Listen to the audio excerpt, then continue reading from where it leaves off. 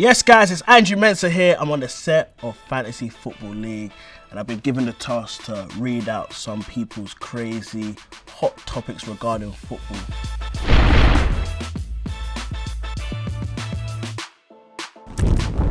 City getting relegated and Klopp leaving Liverpool.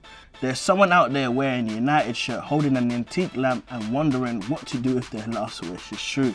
I think City will get relegated if they get found guilty. And I think that United fan with his last wish should wish that Ferguson becomes 30 years old and so they can start winning again, because United paying 80 million for Antony might be the worst signing in football history. Arteta would have been fired if there were crowds in the stadiums. He got saved because they played behind closed doors during the pandemic. Now, this take is half stupid. It's half stupid because I do believe he would have lost the FA Cup final if there were crowds in the stadium at Wembley against Chelsea. Because Arteta is prone to losing his head on the touchline when he gets riled up. I agree with that. But this guy's just completely forgot about last season and this season where he's doing well and there's thousands and thousands of people at the stadium. So I don't think he would have been fired, and he's been doing well when there's been people in the stadium. So come on, bro.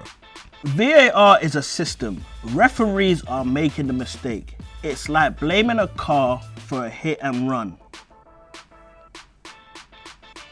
You got me, bro. I can't lie. You got me. I've been blaming VAR for everything, but what you've said is so true. I think as football fans, we just need to come to the conclusion that refereeing, all refs are just bad. From any level, from the Premier League and Champions League right down to Sunday League, every ref gets a bollocking. Refs are bad. Just let the players manage the game like we do on the ends. Rodri is the best six in the game since Busquets, by far, so that I would question the ball knowledge of anyone that disagrees with that fact. Haha. It's close, because do you count Kante as a six? If you do, then Kante's the best six.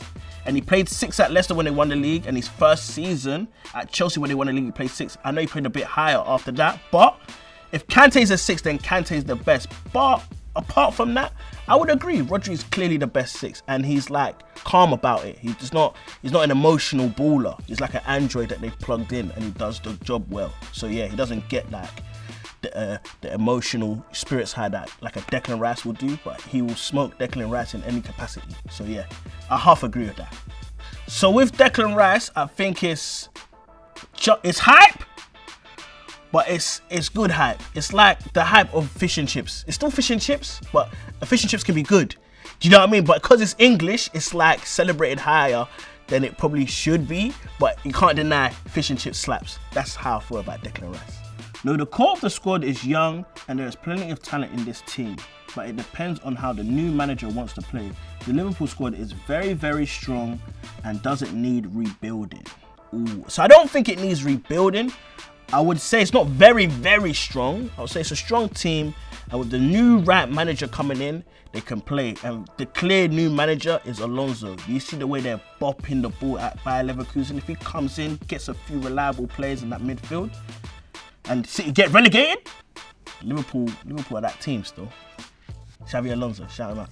No way Miguel Almiron's worth 30 million. He's a proven Prem player that can score goals. Kai Havertz went for 65 million. Mount went for 70 million.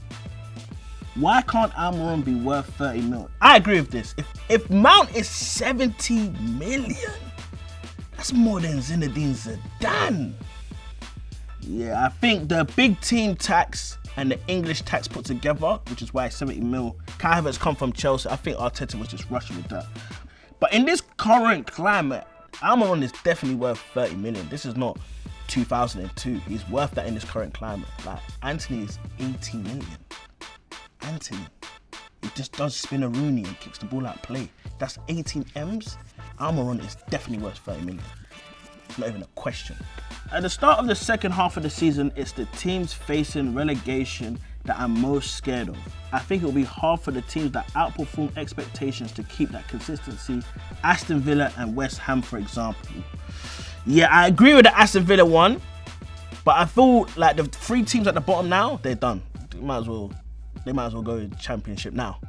They're done. But I want to say this. Aston Villa going Champions League. Look at me. I'm saying it now. Aston Villa going Champions League. You know what it is? I gig a lot in Birmingham, so they love me out there. Aston Villa going Champions League. That's my take. Yes, guys, those are my hot takes. Let me know if you agree or disagree, but make sure you catch Fantasy Football League on Sky.